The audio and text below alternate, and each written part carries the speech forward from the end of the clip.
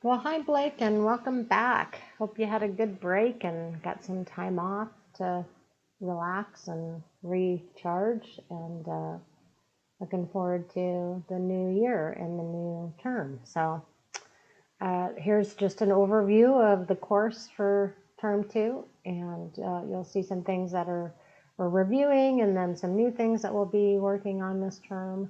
And so I'm going to start with the syllabus and just kind of go over what our projects are for and main focus areas are for this term. So just remember, we will have a Zoom meeting in this term. I don't have any conflicts, so we'll be meeting both Saturdays, the 23rd of January and the 27th of February, but always, if you need one-on-one time before that, you can sign up for office hours on Canvas, or you can just email me and we'll set up a time. So here's the information for our Zoom meeting. So I'm going to scroll past a lot of this. It's interesting sometimes, so you can look at, how does our course align with the standards that we're expected to achieve in your education program. Here's the information that's probably most relevant to you is we will have you will have 5 projects this term. You'll have a STEM lesson planning project. So many students use this as their what will now be your EdTPA portfolio, modified EdTPA portfolio. So your 7 to 10 lessons that you're going to be teaching this term and presenting as a portfolio to demonstrate your proficiency. So you'll hear more about that in seminar. And hopefully we can align those so that you can get both the work in this class accomplished and what you need for your seminar and clinical practices accomplished at the same time. You'll also be exploring technology this term, so that's one of the main projects, and how do we incorporate technology effectively in science education and in STEM education. We'll be looking at what's the purpose, process, and effective ways to integrate content, for instance, in STEM, or just combining content like literacy and science, or math and science. And then the final main project for the term is an equity / controversial topic. So we'll be looking at 2 sides of some issues. The first one is, how do we prepare our science teaching and deliver it in a way that is more equitable to our students, so that all students are included and inspired. So the first part of that is we'll be looking at underrepresented groups in science and how and what maybe shows up as obstacles for them participating in science. And then the second part is looking at controversial topics and how do we teach those in science education. So examples of those might be evolution, climate change, stem cell research, lots of, vaccinations, lots of controversial topics in science these days. So there will be no lack of options for that. And then the final project is again, we'll be doing a graduate professional project that requires you to engage in some kind of professional development. This term you get to do either a professional development that you attend, like a workshop or a conference, or you can choose a professional resource to explore, like a book on science education, or for instance, you could choose to do a deep dive into one of the science journals on NSTA. So there'll be some different options for that project. And I think, actually, I might need to correct that. I think in Canvas, the points for that might be different than what it says here.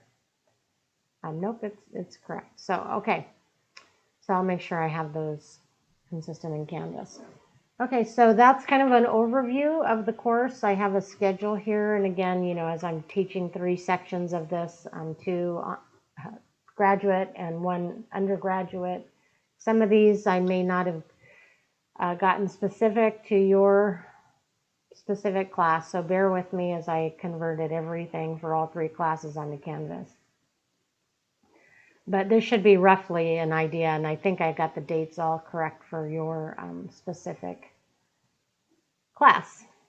So having said that, if we go to Canvas and look at, it is organized again much the same way as last term, so that's pretty consistent.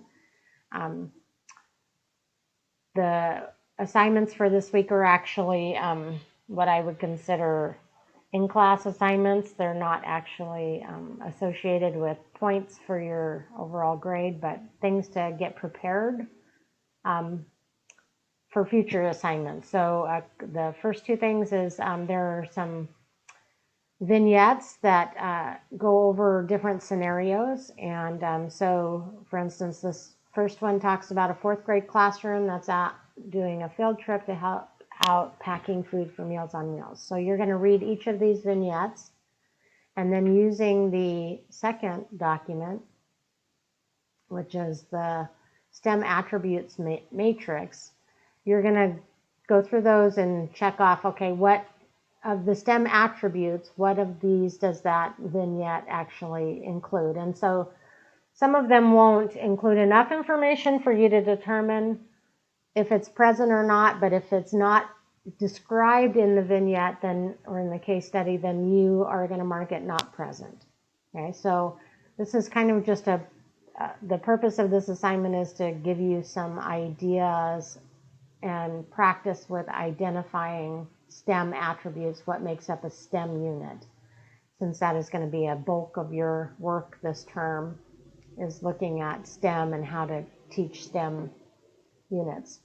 So some other things, so you don't necessarily have to submit that, but we will talk about it when we meet on the 27th and discuss, what is STEM, what are the attributes that contribute to STEM, and that should be present, and then you'll need that information as you begin to design your STEM unit.